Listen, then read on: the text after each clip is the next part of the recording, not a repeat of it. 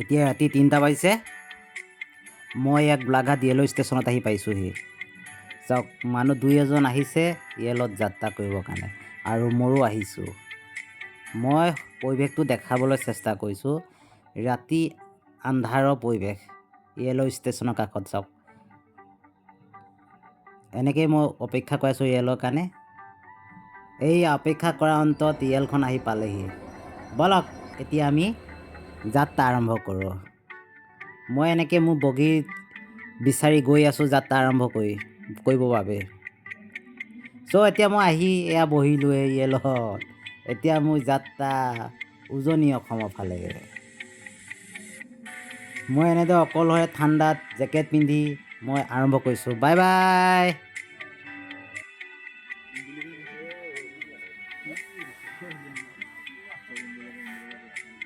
এনেকৈ বহুত সময় যাত্ৰা কৰাৰ পিছত এতিয়া মই এয়া আমন জিমনকৈ মই ৰেলত বহি বহি ভাগৰ লাগি গৈছে, লগতে হামিয়াও আহিছে মোৰ বিশেষকৈ ৰাতি সোনকালে উঠাৰ বাবে বহুত টোপনি লাগিছে। এনেকৈ মই যাত্ৰা আৰম্ভ কৰিলোঁ।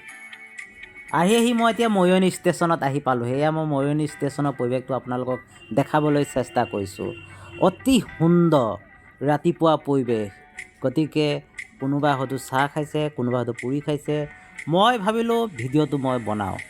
গতিকে ভিডিঅ'টো নবনালে মোৰ যাত্ৰা জীৱনৰ কালত আধৰুৱা হৈ পৰিব।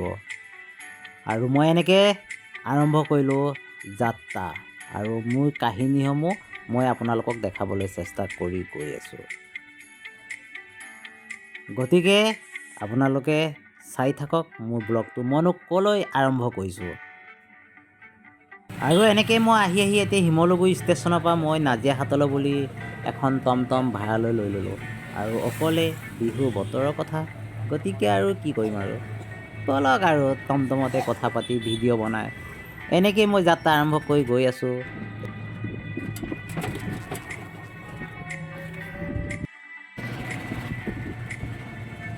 টাউনৰ মাজে মই আহি বৰ্তমান উপস্থিত হ'বলৈ হৈছোঁ প্ৰায় নাজিৰাহাটৰ টাউনত মই পাইছোঁহে।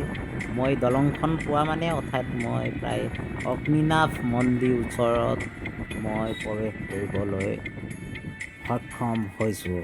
গতিকে প্ৰভু কৃপাত মই বিহু বতৰতে মই মন্দিৰলৈ এবাক দৰ্শন কৰোঁ বুলি আহিলোঁ।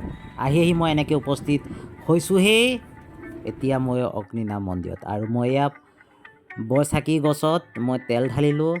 অগ্নিনাভ মন্দিৰৰ ৰাজহুৱা এই চাকি গছিত সেৱা কৰি বহুতৰে মনোবাঞ্ছনা পূৰণ হৈছে। আপুনিও সেৱা লওক। অগ্নিনাভ বাবা কৃপা দৃষ্টিত সকলোৰে মংগল হওক।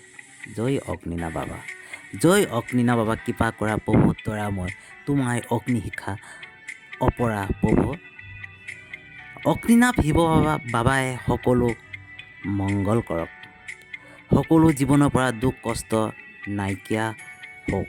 প্ৰতিজন ভক্তই প্ৰভুৰ চৰণত শৰণাপন্ন হৈ পবিত্ৰ মনে বাবাক স্মৰণ কৰি ভিডিঅ'টো যিমান পাৰি শ্বেয়াৰ কৰি দিব। ধন্যবাদ।